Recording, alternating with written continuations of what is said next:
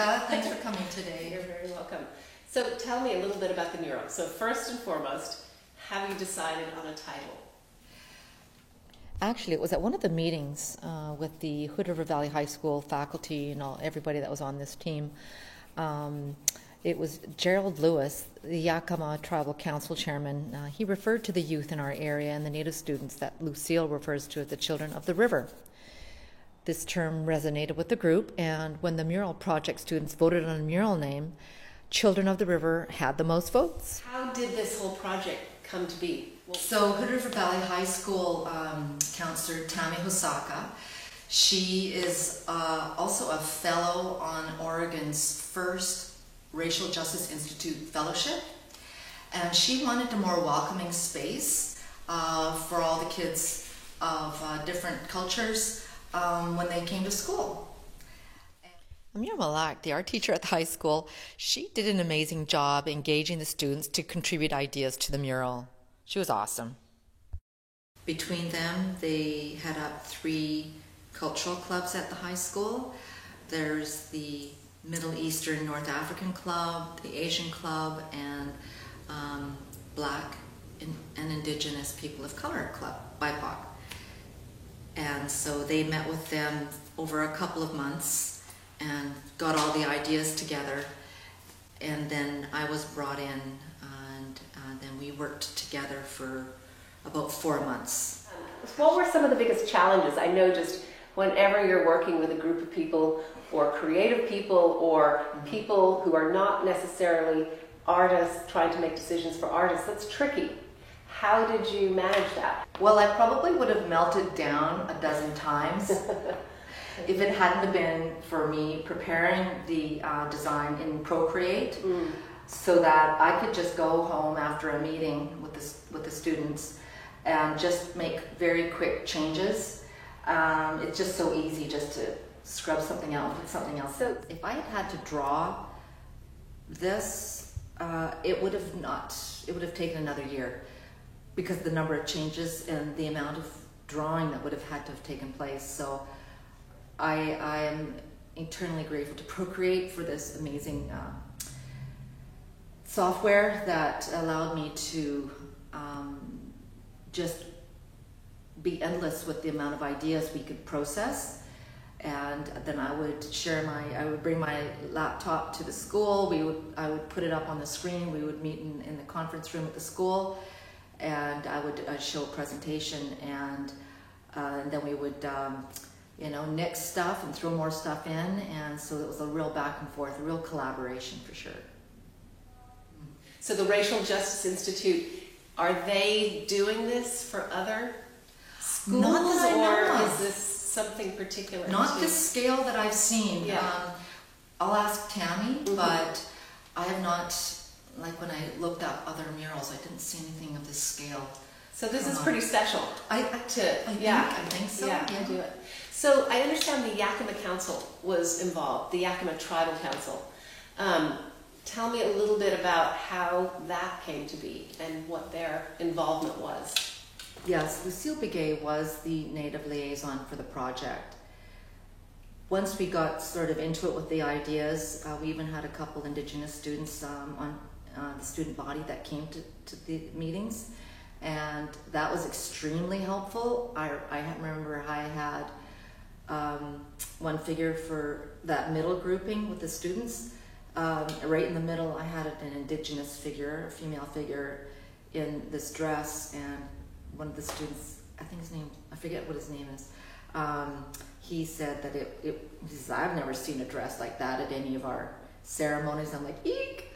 So I had to go back to the drawing board, and I Googled Yakima traditions again, and Yakima Princess Aaliyah Lee Jim, she came up, and I reached out to her on Instagram.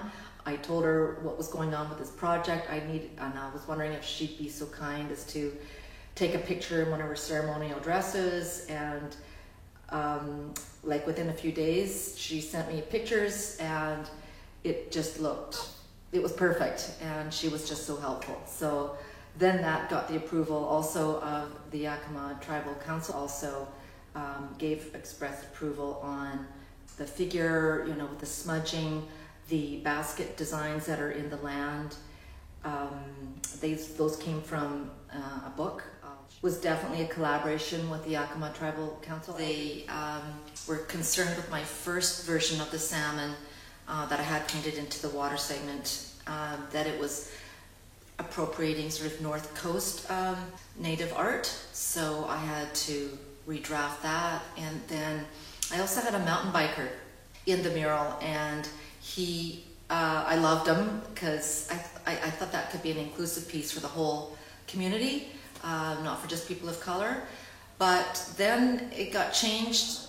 Mira and Tammy drove all the way to Yakima, which is 2 hours from Hood River, and presented the design of the mural.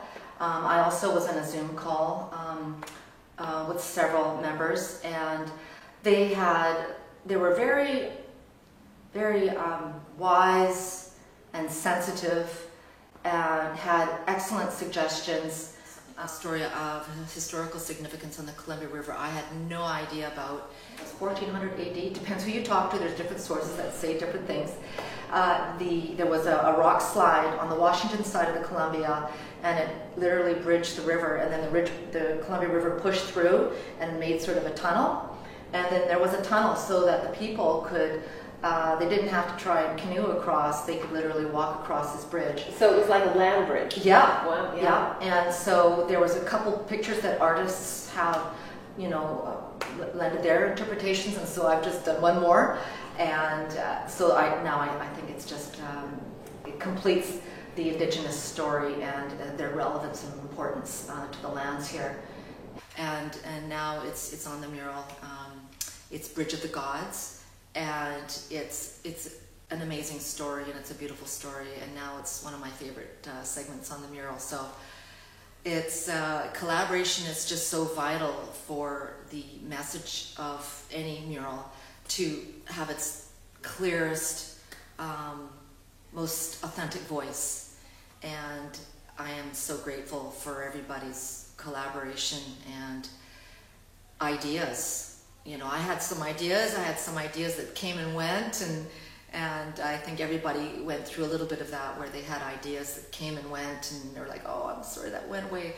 But it was also with these students and some faculty members just to brainstorm ideas on what would make them feel welcome and culturally represented in a way that, made them feel welcome. Yeah. And so then... And is that the sort of driving force behind?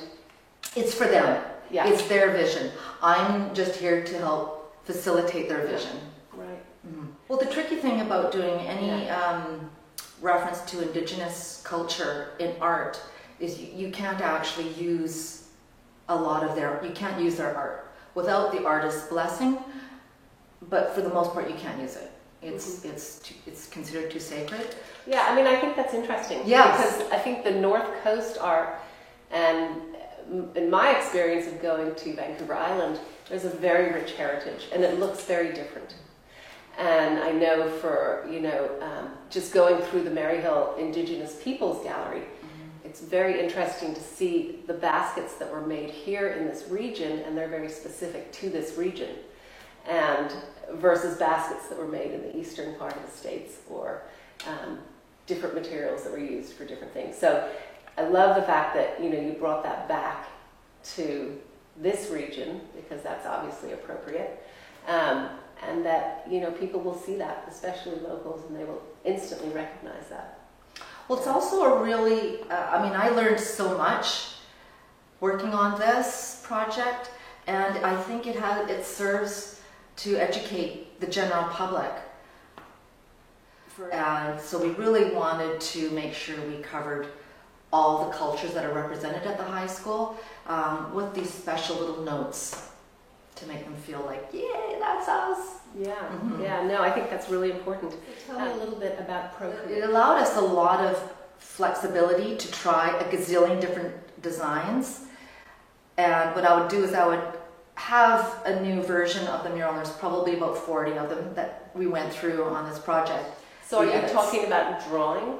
Drawing and color. And color. And painting. Yeah. And so, you know, and being able to research online, like, I don't see how this mural could have been done without internet and Procreate and funding, obviously, from the Racial Justice Institute. Yeah. So, yeah.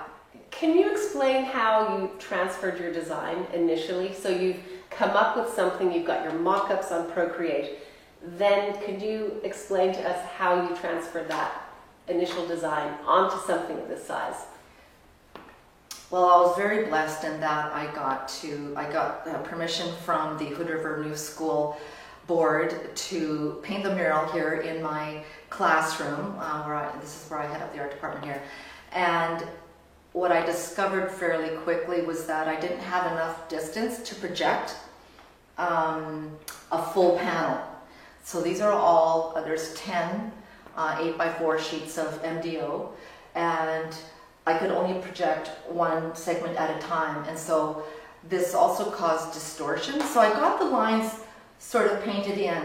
So what I do is I open up the image on my iPad, I hook it up to the projector, turn out the lights, and I've got, you know, I'll have to sort of have the projector on a table and just make sure that the height is right for where it needs to project to, and, you know, try to get, like, I mean, you'll figure it out real fast how far back you need to be, but just depending on the size and stuff like that, that's a big consideration for wherever you decide to do your projections. Like this, because I'm not one of those people that walks up to a giant wall and just can just pull off an accurate drawing of something. Yeah.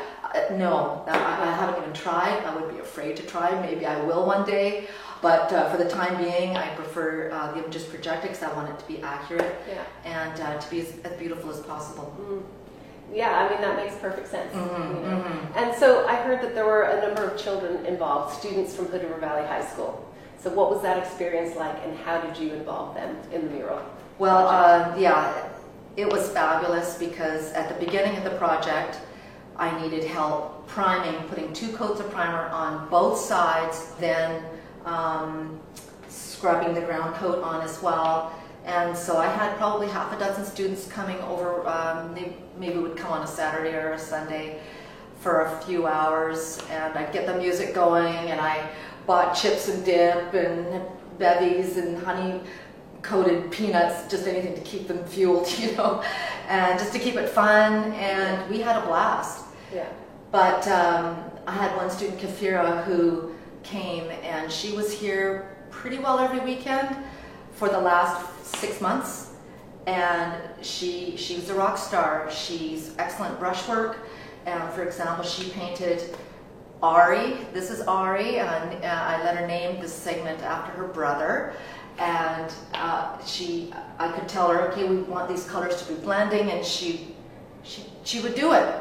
She was amazing, and she also painted the Vietnamese Asian segment with the Vietnamese figure and then the elephant. So those, and then she helped throughout, and she requested to learn how to paint big because surprisingly, like I mentioned, it's all small brushwork on this project. Yeah. Pretty well all small brushwork. Wow. Yeah.